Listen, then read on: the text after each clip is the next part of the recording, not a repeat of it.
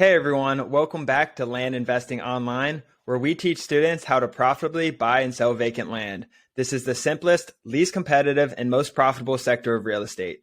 For more information, visit landinvestingonline.com. We have a free Discord. Speaking of that Discord, today's guest is our moderator of our Discord channel for Land Investing Online, James Beckman. Welcome to the show, James. Thank you very much, Dan. So like I said, James is a moderator for our course in Discord. He's extremely detailed and loves to learn. That's why we wanted him to be a part of our course. Also, I forgot to introduce my brother and business partner, Ron Apke. Welcome back, Ron. I'm secondary to James today, I guess. Good to be here, Dan. Secondary guest today. So before we get into the show, James has a really cool story, has some great examples we're going to hop into. Super excited to have him here. We're going to have more actual land investors on this show to kind of talk about their experiences upcoming. And this was a great first one for you guys to learn from James. But let's go over one of the questions we actually had this week before we get into it. The question is, do you ever do owner financing for your land properties when you're flipping? What are some of the pros and cons with owner financing, and why don't more people do it? Ron, do you want to answer that for us? Yeah, for sure. So what people don't, or to answer what owner financing is for newer people, owner financing is essentially me selling my land on terms. So let's say I have I'm selling a piece of land for $10,000. I could take $10,000 cash, or let's say someone pays me $5,000 down payment and then $199 or something per month for X amount of months. So that is what owner financing is. Do we do it? No, we don't. The reason we don't is owner financing is a completely separate business. It's like running a rental business, honestly. And once that financing terms are up, they own the land outright, to clarify that a little more.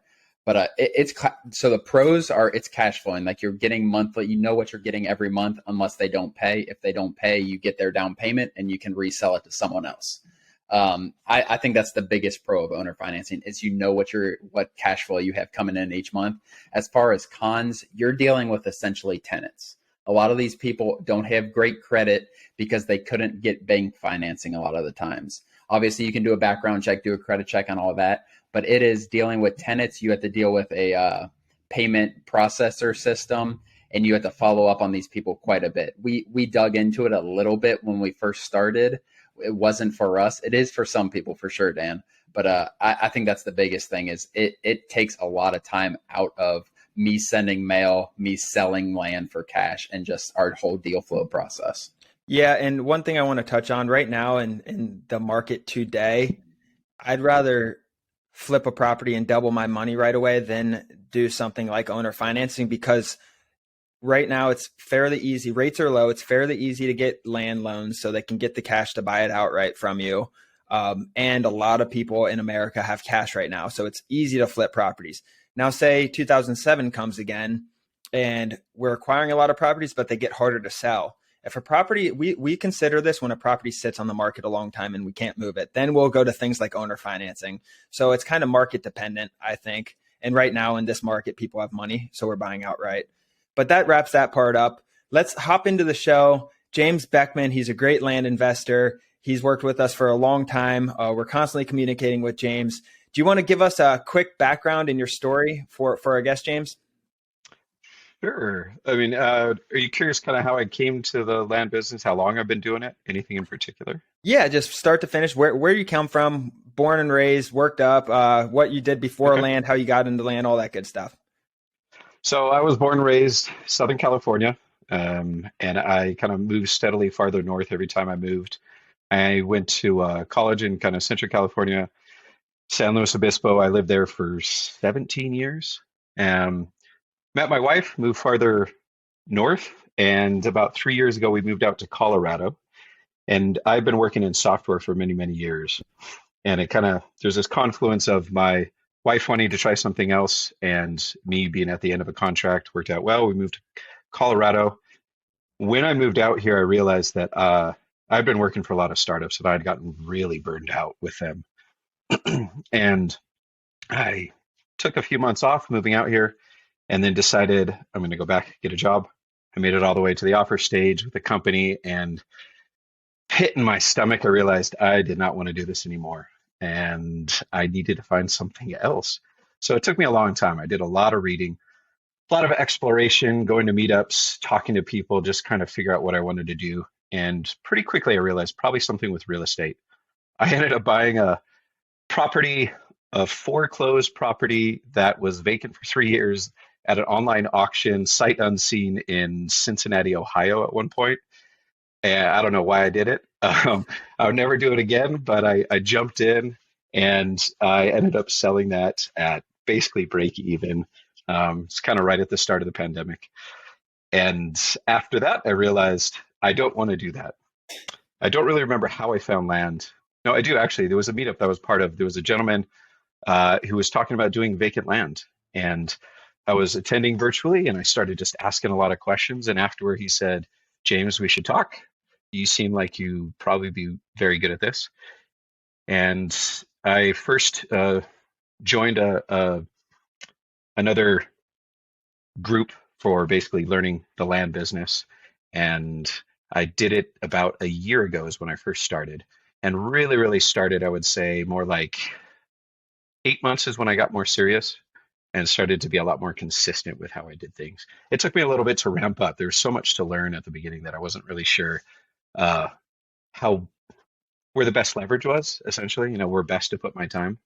And so I got distracted by a lot of things, but here it is about 8 months, I feel like, where I've gotten things honed in and it's like carving out a lot to try to be more efficient and um, ultimately just, be very successful with this.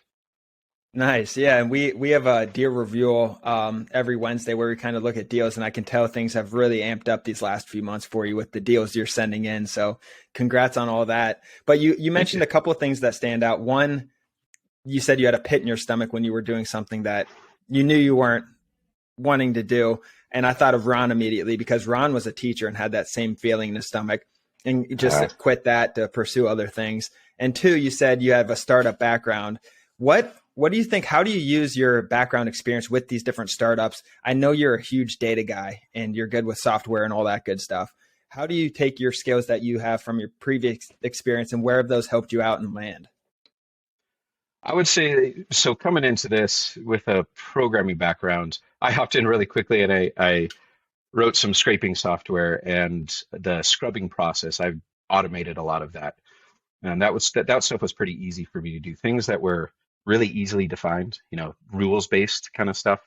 And I could put that into software and then just kind of, type a command, let it go. Um, so coming from that, it was fun to do that. Also with the startup, I had to wear a lot of hats at different companies. So I would often come on and I would build up infrastructure for them, all the computers that they needed. I would have to build out test frameworks. It just a whole gamut of things. So I'm really used to jumping back and forth and having to learn something if I don't know it. And I actually really, really, really enjoy that. Um, the the hard part for me with all this was the business aspect of it. I worked for startups, but I was always an employee. Having to actually be an employer and an employee at the same time, that was a big stretch for me, and I'm still figuring that out. Does that answer your question? I It think so. does, yeah. And you Okay. mentioned the parts that were hard for you a little bit, briefly touched on hmm that. And that kind of leads me right into your new partnership. So James recently, from my understanding, partnered with someone else in land investing to kind of help with his weaknesses and vice versa to try to create a more um, efficient business, I should say. And Ron and I talk about partnerships a lot and how they can benefit you. You can really, Ron's a data guy. I'm not a data guy. I'm more of a salesperson. He handles that business, part of the business. I handle the sales part and how you can bounce off that. So I just kind of want to get into your new partnership. What have you seen? How has that helped so far? Any advice you would give someone looking to get in a partnership? I know you started by yourself, right? For the first, hmm whatever, 8 months or so. Is that right? what is this? This is April for the first 6 months. Yeah, 6 months I was solo. 6 months solo. And And then, so my first question is, did that first 6 months solo, are you glad you did it? Or would you rather have a partner day one if you could go back in your if I had a situation?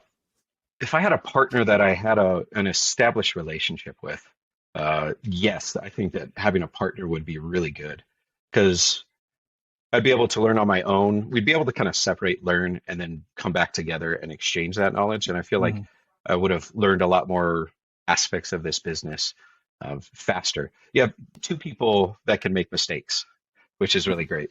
Um, However, I'm very glad that I did it solo. So it gave me a really good sense of what it is I do like, what it is I don't like, what I'm good at, what I'm not good at, um, and also kind of which direction I like to go with this. There's lots of different niches.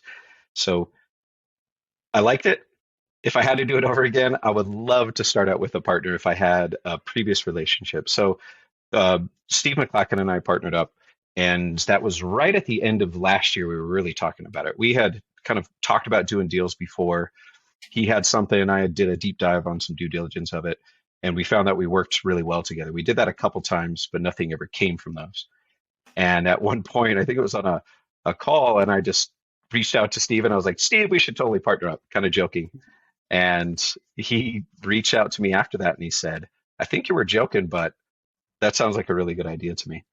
So we started doing that, and it was interesting because initially we didn't have any history together. We're not friends outside of this business or outside of the groups we're a part of.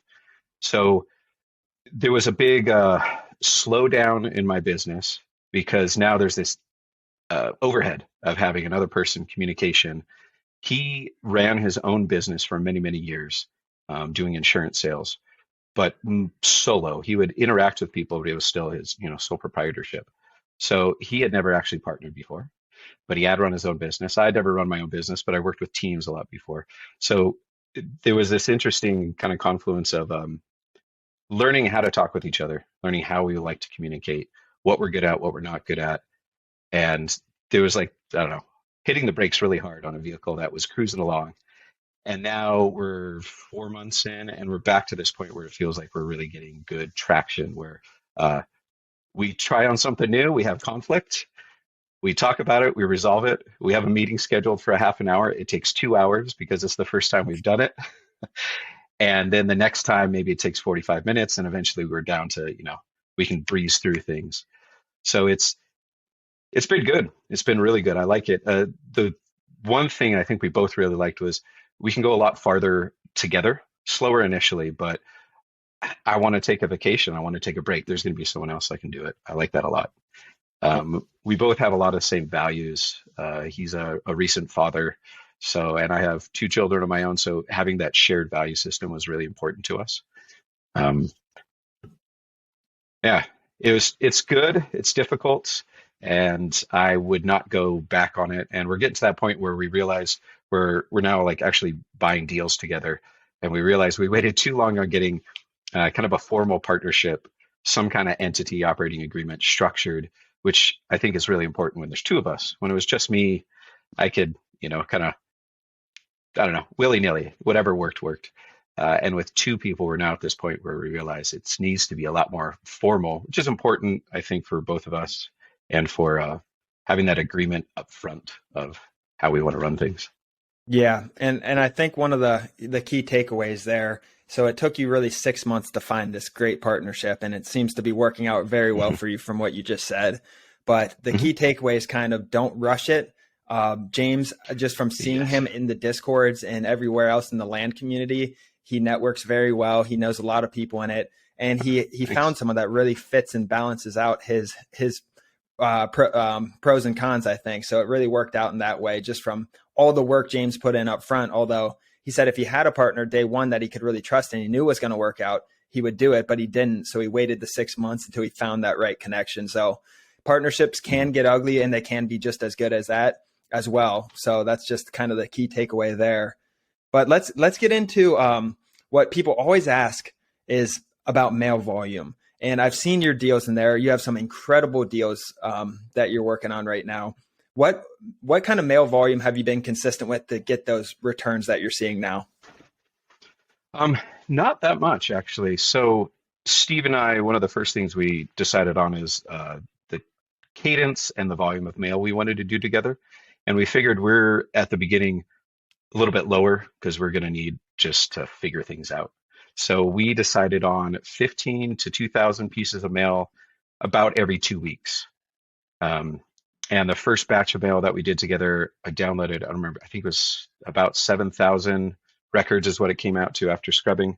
And then we just kind of divided that up into 4 different chunks. So there ended up being, I think, 15, 15, 15, and then the remainder every 2 weeks. And that was a really good cadence for us to start. And we're going to continue with that for a little bit.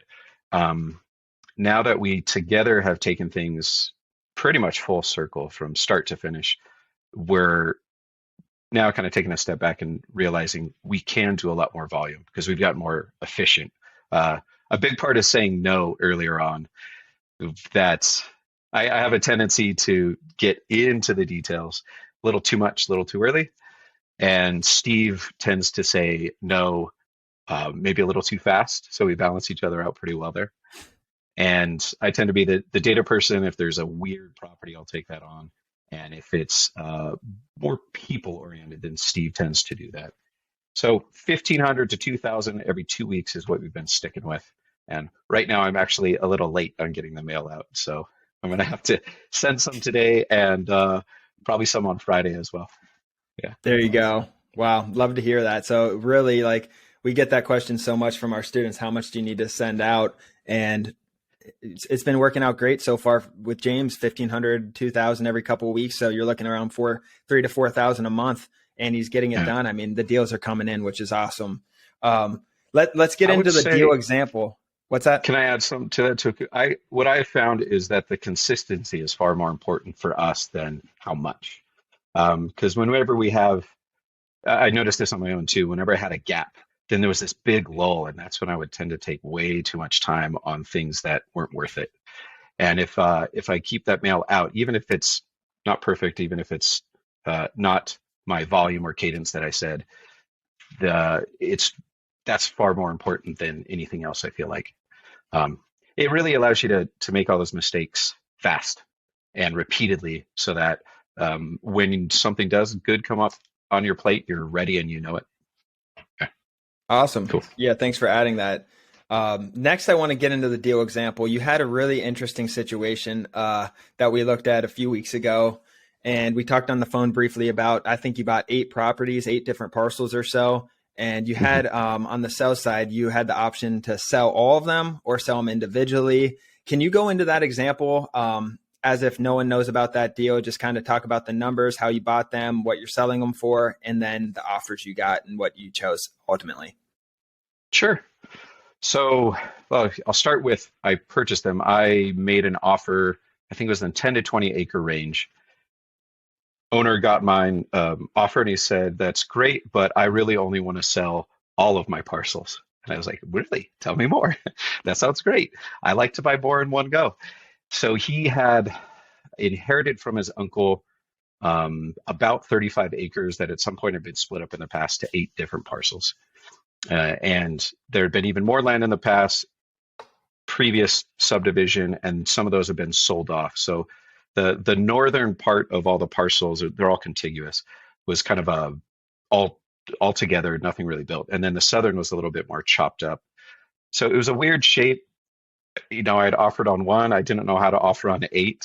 Initially, I said, well, the same price per acre for all of it. And I realized very quickly that is not really going to work. So I went back and forth with him, had a discussion for a while. He was a very motivated seller, and I just listened to a lot of what he had to say. A few things that I was able to use with kind of the due diligence, and this is where I love going into details, is there was this conservation easement along a river, which meant that there were about, if I remember correctly, 8 or 9 acres that were essentially unusable. You can't build on them, you can't develop. And then there were some wetlands. So when I brought that to his attention, we were able to renegotiate, and I ended up buying it all in with closing costs for about $90,000 for all 8 parcels. And this is in Harnett County, North Carolina. And then went through, got it all closed. That part was easy. And then I turned around and I don't feel comfortable or good with the sales and marketing side of things. So I was looking around, how do I sell these? I found Mossy Oak agent that I really liked working with. By the time we got to the point where I was ready to list it, he had shifted to another role within the company. So I ended up working with a brand new Mossy Oak agent and establishing all that relationship again, going back and forth.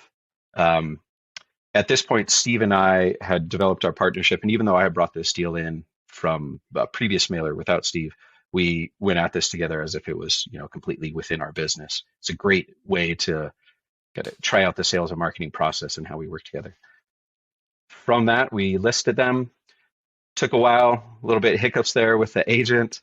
Uh, all the asking price for all 8 parcels ended up being $217,500 if you were to buy everything at listing price.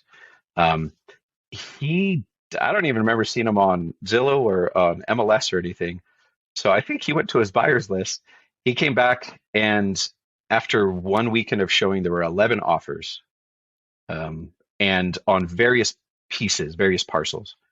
So the two that really stood out was there was one person that came in very last minute, a local farmer that wants to use it for grazing land. And they said, we want to buy it all for $220,000, all 8 parcels. And that was very attractive. It was, above listing and blew out my expectations entirely. And it's one deal, everything's de-risked. But the wrench in that, there was somebody else that wanted to buy just one of the parcels for double the listing price, $120,000. And during this process, I learned that in North Carolina, there's earnest money deposit and there's due diligence money. So earnest money deposit, they put it down, it goes in escrow, they get it back if it doesn't work out. Due diligence money, they put it down, and the only reason the buyer gets that back is if the seller pulls out. So this deal, they said, I want to buy one parcel, 11 acres total, $120,000, $50,000 down due diligence, and they wanted to close in about 10 days. So essentially waiving due diligence and like really fast money back. I don't know if I made the right choice. I went with the 220 because it was everything done in one. It was a de-risking thing. So I was able to just say, if there are any problems with these smaller parcels, they take a lot longer to sell. They don't perk and people have a problem with that, whatever it is. I don't have to deal with that. I get my 90,000 back plus a lot extra, and then I get to go buy some more properties with that. So that was a lot. I talked a lot there, threw it all out at you. Those are the two though. The 220 looked really good. 120 was just this wow offer. Wow. Yeah, that is incredible. And we talk a lot about that, just like ease of selling. We'll take lower offers a lot of times to make it easier on ourselves, because your money being put to work for sitting there in a property is a lot more valuable. That $220,000 now you can go put into more properties and get your return back by the time it would have taken you to sell the 7 remainder. So going off of that, what do you think your favorite part of land investing is? That's a good question. Everything. I love to learn everything. I love to read. I love to learn. So I think the thing I really enjoy about this business is that there's always something new to learn. If it's a new county, if it's a new state, if it's a new deal, I've learned a lot about air properties, about timber. Also, I've learned enough that I realize I don't really want to deal with those. It's more of a distraction. So I would say that there's such a variety of problems to solve that I constantly get a chance to learn. I also really like people. So there's a strong component of that. There's people that get really angry, but there's also been a number of times where I've had this really good relationship with somebody that comes out of it. I had one person, offer, hey, if you ever come on out here, come say hi. I was like, okay, I doubt I'm going to do that, but I like that aspect of it. I got the sense after that interaction with them that they were, their life was happier with me having come into it. They got a piece of land they didn't want anymore. They got money for it. I'm happy because it works for my business, and we both really won from that. Yeah, and the part I love about that is you love to learn, and that's the name of the game in this business and any business really. But like I said earlier, James is in our Discord. He's a moderator there, And that's why we wanted him to be the moderator, because he is so knowledgeable and he's always learning and he always wants to learn. So if you guys are in the Discord or thinking of joining, ask James some questions. He knows a lot. And if he doesn't know it, he can probably figure it out somehow or know someone who knows it. But I will take way too much time to figure out the answer. I know. I sometimes feel bad asking James questions because I don't want him to go in a rabbit hole. But no, he's a great resource for the community. Just a really good overall land investor. So say I've been land investing for 2 to 3 months. I hit a stump. I haven't seen results yet. Sent some mail out. What one advice would you give a new land investor who's just starting out and maybe hasn't seen results? I listened to another good interview the other day, and one thing that stuck in my head was this gentleman was talking about the gap in fulfillment, if you will. Like there's this excitement with sending out mail. There's this excitement with getting deals back, but there's this lull from when you send. There's this lull from when you buy. There's this like from when you get it under contract. There's lots of these high moments followed by these slow moments. And one thing that I found is that if I really kind of focus on regulating that and just say, I don't care how I feel today, if I'm happy or not, ecstatic, stick to my schedule, get that mail moving, get the mail out, everything starts to smooth out. There's like a ramp up period where I'm seeing it now where we purchase land, we have it under contract, we're selling, and that's all kind of stacked up. So as long as we keep that moving and going in the same cadence, then the flow just won't stop. But at that beginning, there's these lots of ups and downs. So I would say, put it on the calendar, stick to your schedule, make sure you are consistent with that, and do that for 6-8 months, come back and reevaluate. And I think you'll be very, very surprised with where you are. Yeah, I love that part of the business. If you just stay consistent and on schedule, that's the one advice. Ron and I had another episode on why land investors fail. And I think that was Ron's number one advice to not fail is get it on a calendar and stick to your mail calendar. But Ron, I think you had something to add there. Yeah. No, I think kind of going on James' point, I think early on, you can get so excited or so down about one thing. And really, a lot of times it's out of your control. Like it really is. Like you can't control whether that seller is going to change his mind on if he's going to sell the land or not. You can't really control if you're going to get a purchase agreement. Like be consistent with it, like James said. But at the end of the day, don't get caught up in one deal. Don't get caught up in one lost deal. Don't get caught up in one great deal. Obviously, celebrate the wins by all means. But at the same time, you got to realize that for every win, there might be 1 or 2 losses that aren't as big as you think it is in the moment. Now I look back at like when we first started thinking about a $10,000 profit deal that we lost, and I was sick to my stomach for 2 days. And now like the next caller will be more positive. Like the next deal will happen. And just one deal at a time, just look at the bigger picture. Like James is saying, like be consistent for 6 to 8 months with your mail, with your processes, improving that. And everything else will take care of itself, in my opinion. Absolutely. Great points by both of you. That's all the questions I had for this show. Anything else you want to add or last comments, James? I don't know. I really enjoy this. I enjoy being a part of your community. So thank you very much for that. And it's exciting to see lots of people coming in and being interested in this. So I don't know. If this speaks to you at all, anybody out there, like stick with it. It's wonderful. It's beautiful. And once you get it all in, you can make it what you want. Put as much or as little time into it. And it's being able to work for yourself and have your own business is a powerful thing. Mm-hmm. It is. Very cool. Very powerful stuff. All right, guys. Well, thank you for joining. Like I said earlier, join our Discord. Visit landinvestingonline.com. Click free Discord, sign up. All we need is your email address. You'll get an email with all the information in it. Jump in there, say hi to James Beckman, say hi to Ron and I, and we'll love to see you there. Other than that, we'll see you guys next episode. All right. Thank you, guys. Thanks, guys. Adios.